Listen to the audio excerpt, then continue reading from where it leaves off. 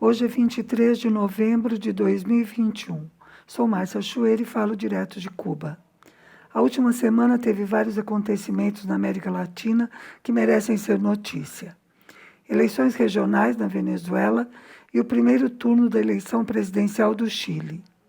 E na sexta-feira, 19 de novembro, o ministro de Relações Exteriores da Nicarágua formalizou o pedido de saída do país da OEA, Organização dos Estados Americanos. A causa da saída foi a recusa da OEA em reconhecer a legitimidade das eleições no país e ameaçá-lo com sanções que poderiam ser justamente excluí-lo da organização. O governo cubano apoiou o gesto da Nicarágua e voltou a denunciar que a OEA, em muitas ocasiões, foi cúmplice de golpes de Estado, de intervenções militares e do isolamento de alguns países membros, além de apoiar a aplicação de sanções econômicas, como o bloqueio contra a própria Cuba, a Nicarágua e a Venezuela. Além disso, lembrou que a organização foi instrumento dos Estados Unidos na orquestração do golpe de Estado contra o governo de Evo Morales na Bolívia. Aqui na ilha, o fim de semana foi de muita atividade. No sábado, celebrou-se o Dia Nacional da Defesa, com exercícios e práticas em todo o país. Este Dia da Defesa foi particularmente importante por ser o primeiro após o período mais duro da pandemia e por causa da tentativa de desestabilização do país na semana passada. Participaram todas as autoridades civis e militares, além do general de exército Raul Castro, que já se retirou dos cargos que exercia, mas que afirmou naquela ocasião que estaria sempre com o pé no estribo, pronto para defender a revolução. Sua presença reafirma a unidade e continuidade da revolução declaradas no 8º Congresso do partido.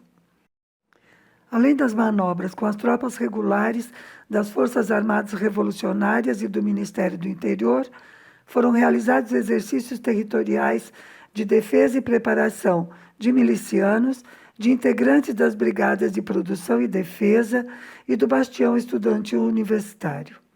A participação de todos esses setores no Dia da Defesa Nacional é coerente com a doutrina militar de Cuba, que se chama Guerra de Todo o Povo. Eu já vi no Brasil algumas afirmações de que os comitês de defesa da Revolução têm armas. Isso não é verdade. Até porque uma das causas de Cuba ser um país tão seguro é justamente que não há armas de fogo circulando nas ruas. O controle sobre isso é muito rigoroso.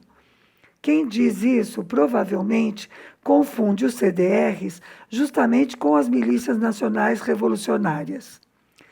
As milícias foram criadas por Fidel em outubro de 1959 para defender a ilha das ameaças de agressão militar dos Estados Unidos e para a proteção de objetivos civis contra os grupos terroristas que atuavam internamente e também a partir dos Estados Unidos e de outros países do Caribe. Elas foram instituídas como uma força militar voluntária do povo, subordinada ao Ministério das Forças Armadas Revolucionárias para agir em defesa da pátria e da Revolução.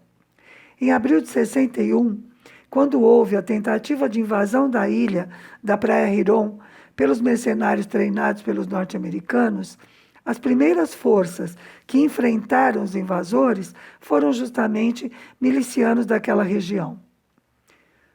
O Bastião Estudantil Universitário, como o próprio nome indica, são forças compostas por estudantes universitários. Neste Dia da Defesa, além das práticas militares, foi destacada a importância de enfrentar as táticas de guerra não convencional que estão sendo utilizadas contra Cuba. Isso se refere principalmente à batalha de ideias, como dizia o comandante Fidel Castro, nas redes sociais e meios de comunicação de massa. O partido, o governo, as organizações de massas, os movimentos, especialmente da juventude, estão se mobilizando para aumentar o alcance e penetração dos meios de comunicação e nas redes sociais.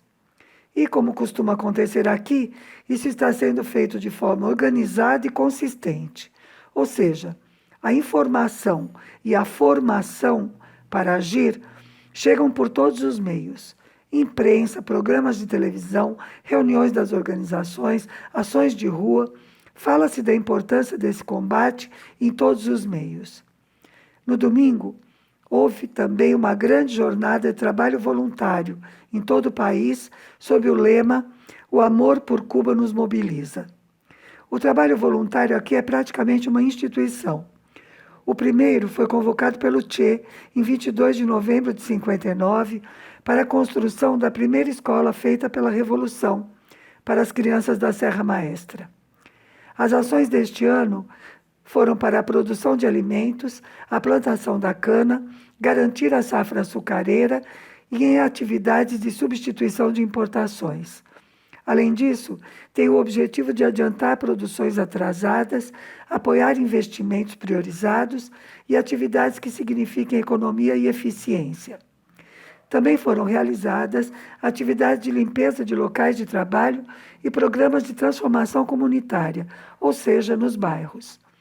Em relação a comunidades, o presidente Dias-Canel tem insistido em todas as reuniões com grupos sociais em que é preciso exercer a democracia popular socialista, ou seja, que o cidadão não pode ser simplesmente um beneficiário das políticas da revolução, mas tem de participar das decisões.